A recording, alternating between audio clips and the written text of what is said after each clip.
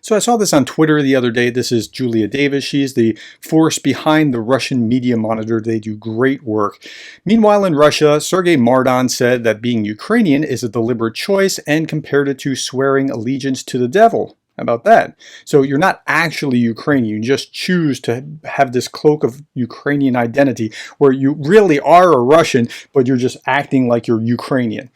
He also discussed an attempt on Oleg Tsaryov's life and his part in Russia's invasion of eastern Ukraine in 2014. So we're going to watch this together. Thank you to Julia Davis and the Russian Media Monitor for the great work that they do, which allows me to then take this video, add to it, provide extra commentary and context so that you understand what's going on. I really appreciate their work. Here we go. Today, I'd like to start with bad news. You most likely know this. There are no new details at the moment. I'm talking about an attempt on Oleg Tsaryov's life. He's our comrade and a like-minded person. Okay, who's Tsaryov? Tsaryov was a MP, a member of parliament in the Verkhovna Rada, that's the parliament in Ukraine, and he was suspected of high treason. Well, he decided since 2014 to side with the Russians. Tsaryov is a completely legitimate target, says this is Interfax Ukraine, a completely legitimate target. He's not just a fanatic of the Russian world, but a person who personally came to capture Kyiv with Russian tanks. Apparently, he was actually feeding the Russians information that, as an former insider in Ukraine, he understood where to target things, and so he was suspected of high treason committed under martial law, and there was an assassination attempt. I talked about this just the other day. Where was it? On Three Big Stories yesterday, and I talked about it, another assassination attempt on Three Big Stories. So you can go back and look at that if you want more detail about it. So he's not a good guy, and they targeted him for assassination. Okay. He is a comrade and a like-minded person. Information is minimal. Information published by Vladimir Rogov and posted on Tsaryov's Telegram page by his admins. I don't know who his channel administrator is. We know that someone shot at Oleg Anilovich. He is in intensive care. Now, it happened in Yalta, and that's really the amazing thing. If you look at where Yalta is on the map, it's the very bottom of Crimea. So if you go down to the bottom and look a little bit east, that's where Yalta is. It's famous for the World War II conference. He's in intensive care. This means he is in bad condition. Oleg Tsaryov is one of very few people who embodies the Russian Spring. The Russian Spring? And the 2014 Russian uprising in Ukraine. Okay, so the Russian Spring, I guess, is like Arab Spring. Russia's coming back in the same thing. The 2014 uprising in Ukraine. It's a really interesting turn of phrase because Putin likes to talk about how what happened in 2014 was the Western powers sought to overthrow the elected official, but they don't talk about how they were fomenting revolution themselves, fomenting a separatist uprising in 2014 in Donbass and in Crimea. Details. This was a Russian uprising. The role of Novorossiya. Oh, Novorossiya. So Novorossiya is roughly the area that is Ukraine. Not exactly, but much of it. And that goes back to Catherine the Great, like New Russia. It's part of Russia, and he's claiming that this is Russia as a big part of historic Russia, as the territory that was created by the blood and sweat of the Russian people. As a result of a historic injustice, it first ended up as a part of the Ukrainian Soviet Socialist Republic, and then as a part of independent Ukraine. Now he's talking about when Khrushchev gave a big chunk of it away to Crimea, gave that away to Ukraine as its own entity back in the 1950s, something like that. And then when the Soviet Union collapsed, that Ukraine became its own nation. This historical revision was an attempt by Oleg Tsaryov. 10 years ago, Russia could have completed it and concluded it with relatively little blood. It wasn't done. As a result, we lost the left bank of Ukraine. Wow, they're saying we lost a lot more of Ukraine, and we should have captured all of it at that time. This is what we should call it. The entire territory on the left bank of the Dnipro River plus Kyiv, all of it Russian land, of course. This is part of historic Russia. And this is now like saying, see, this is what we really believe. This is it. We want all of Ukraine. The cards are on the table. He's saying it freely here. This is part of historic Russia. Russian people have lived there for centuries. We don't have to answer for this to anyone. So he's not hiding it anymore. He's saying it. We don't have to justify this to anyone. We should not have accepted this in 1991, in 1993, in 2005, or 2014. Life itself has proven that this was a mistake. Well, and trying to do business with someone who sees this point of view, that you're a mistake, you don't get to exist, this should be Russian territory and we need to Russify you.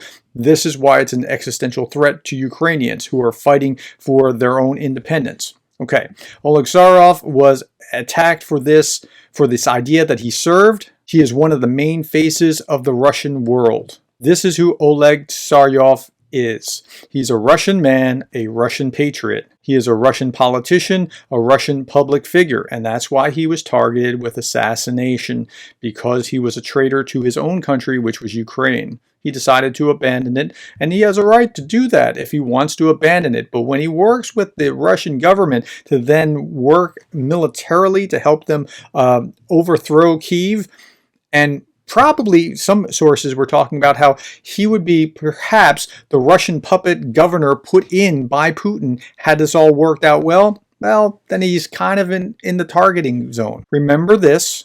He isn't a former deputy of Verkhovna Rada. Only a fool would call him that. Well, it is true, though.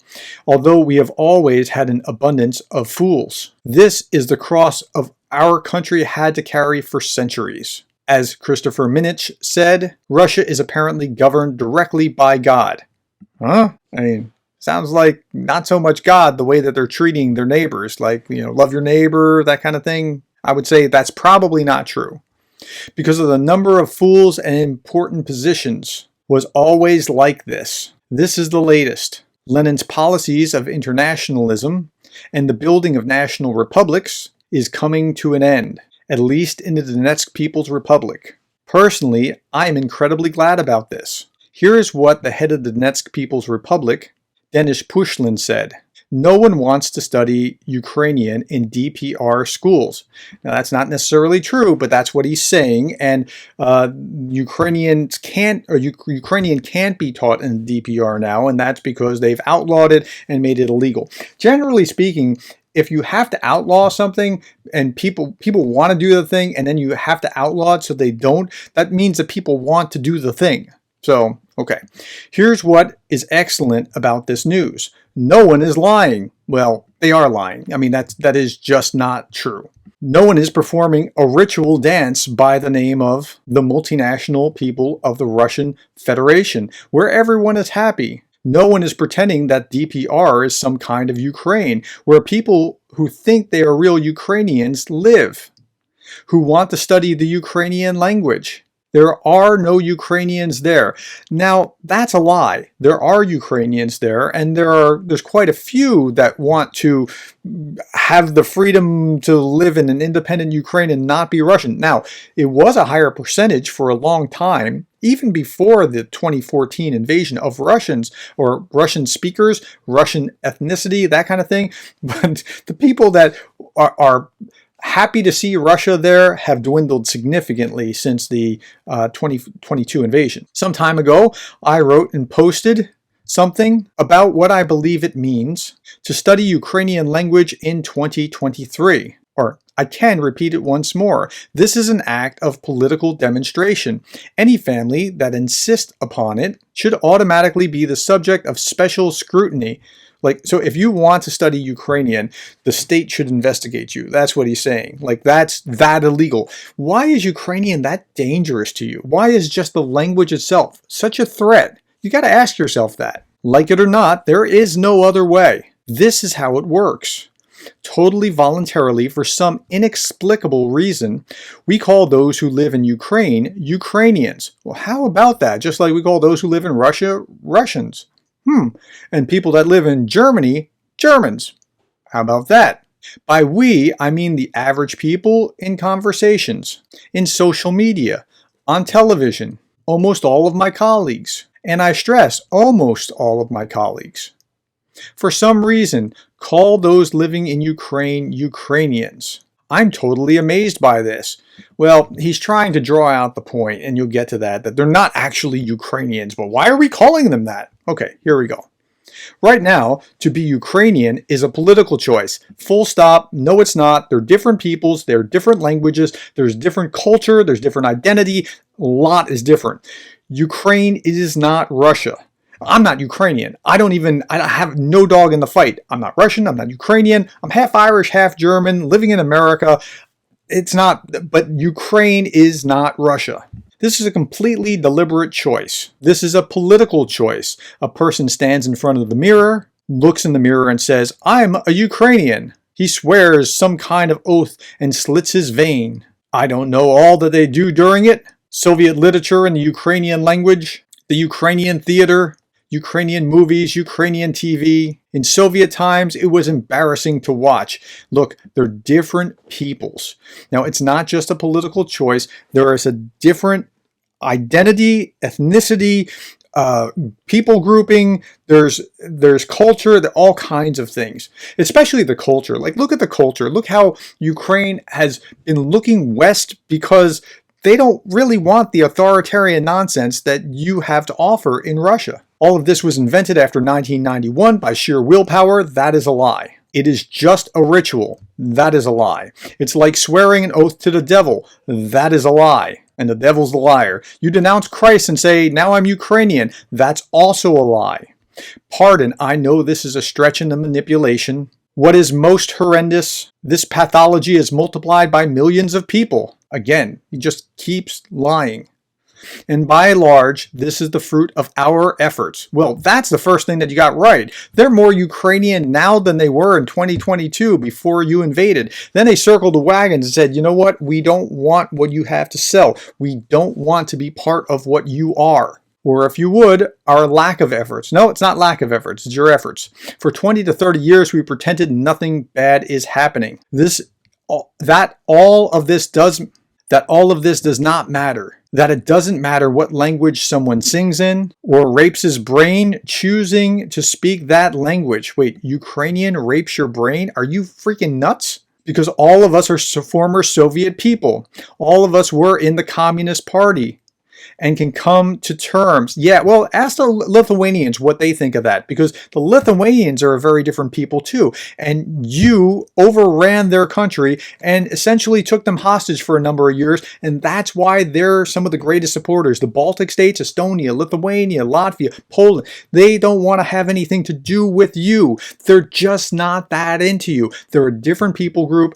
And it's not just a political choice, but that's what he's selling on Russian TV to his Russian audience. Okay, so you saw it for yourself. I'm not making this up. Tell me what you think. Put it in the comments below. Thank you for your time. Thank you for the likes, the shares, buying me coffees. I appreciate that. More than anything, I appreciate that you're the kind of person that cares about Ukraine.